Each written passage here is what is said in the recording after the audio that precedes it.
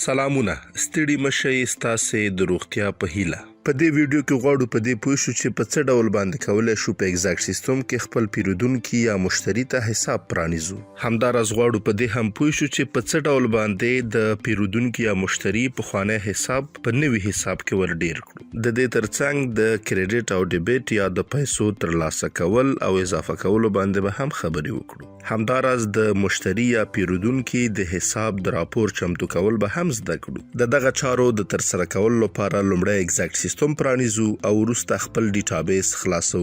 کله چې زموږ ډیټابیس پرانیستل شو او عمومي پاڼه ښکاره شوه، په دغه برخه کې په حسابونو باندې کلیک کوو چې دلته کولی شو ټول حسابونه وګورو، او که غواړو نوی حساب جوړ کړو په دغه برخه کې په نوي حساب باندې کلیک کوو. کله چې د نوي حساب جوړولو لپاره دغه پاڼه پرانیستل شوه، په لومړي برخه کې د پیرودونکي یا مشتری مکمله نوم لیکو.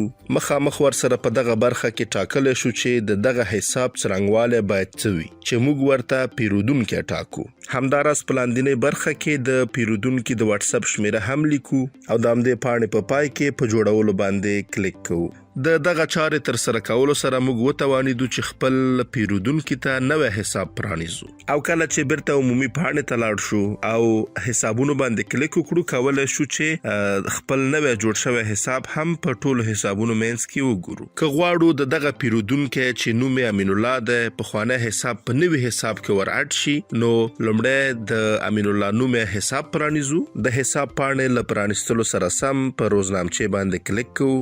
دلته د پیرودونکي پخوانی یا زوړ حساب په جمع برخه کې لیکو. له دې وړاندې زموږ همدا پیرودونکي مثلا 1,00,000 افغانۍ له موږ سره درلودلې. په تفصیل برخه کې هم ورسره لیکو چې پخوانی بیلانس، او د درک په برخه کې هم بې درکه ټاکو، او په پای کې په خوندي باندې کلیک کوو چې اوس مهال سیستم موږ ته پیغام راکوي چې صرف مدیر بې درکه کولی شي، او همداراز بې درکه د زړو حسابونو لپاره کارول کیږي چې موږ په زه پوهیږم کلیک کوو. چې د دغه کار سره موږ وتوانیدو د خپل پیرودونکي پخوانی بیلانس په نوي بیلانس کې ور ډیر کړو. او اوس مهال غواړو په دې پوه شو چې په څه ډول باندې له کریډټ یا ډیبټ یا د پیسو له اخیستلو او اضافه کولو څخه ګټه واخلو. د دغه چارې د ترسره کولو لپاره لومړی د همدې پیرودونکي امین الله حساب پرانیزو. وروسته په روزنامچې باندې یو ځل بیا کلیک کوو. د یادونې وړ ده چې په دغه پاڼه کې د بنام برخه هغه مهال کارول کیږي چې زموږ پیرودونکي غواړي یو څه پیسې ترلاسه کړي، خو ترڅنګ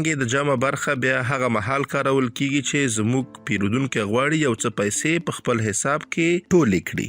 د مثال په ډول باندې زموږ همدغه پیرودونکي غواړي 1,50,000 افغانۍ په خپل حساب کې ټولې کړي. نو په جمع برخه کې موږ همدغه پیسې لیکو. په تفصیل برخه کې هم لیکو چې دغه پیسې خپل نقده د همدې سړي له لوري راوړل شوي دي، او په پای کې په خوندي باندې کلیک کوو. چې اوس مهال کولی شو په دغه برخه کې وګورو زموږ پیرودونکی چې امین الله نومیږي تازه په تازه 1,00,000 افغانۍ خپل اکاونټ کې ور ډیرې کړي دي. او اوس مهال که څو ورځې وروسته زموږ همدغه پیرودونکی چې امین الله نومیږي راشي او ووایي چې زه غواړم 1,20,000 افغانۍ له خپل حساب څخه واخلم، نو د بنام په برخه کې 1,20,000 لیکو. همداراز د تفصیل په برخه کې هم نقده لیکو، ځکه چې دغه پیسې نقده خپل همدې پیرودونکي اخیستي دي، او په پای کې په خوندي باندې کلیک کوو. چې اوس مهال کولی شو په لاندنۍ برخه کې وګورو زموږ دغه پیرودونکی چې امین الله نومیږي څو ورځې وړاندې 1,50,000 افغانۍ خپل اکاونټ کې ټولې کړې وې، چې اوس مهال 1,20,000 افغانۍ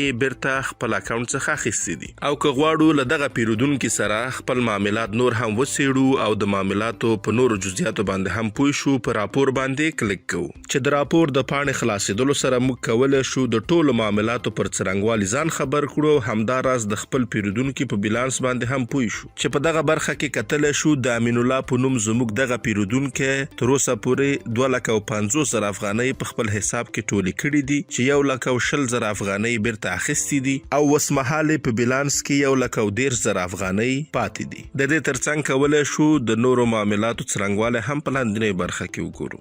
او که وغواړو د پیرودونکي د حساب راپور رامنځته کړو، باید څه وکړو؟ د دغه چارې د ترسره کولو لپاره د امین الله په نوم د پیرودونکي حساب پرانیزو. بیا ځل په دغه برخه کې په راپور باندې کلیک کوو.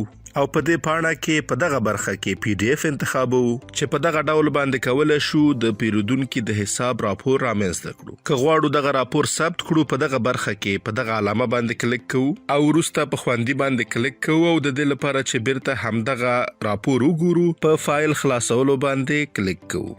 چې دغه چارې تر سره کولو سره موږ کولای شو د پیرودونکو د حساب راپور هم جوړ کړو او هم یې وګورو. له پاملرنې مو ډیره زیاته مننه. که غواړئ چې په دې اړه لا ډیر معلومات ترلاسه کړئ د ایگزیکټ سیستم له ټلګرام ګروپ، یوټیوب چینل او همداراز دغه سیستم له ویب سټ څخه لیدنه وکړئ.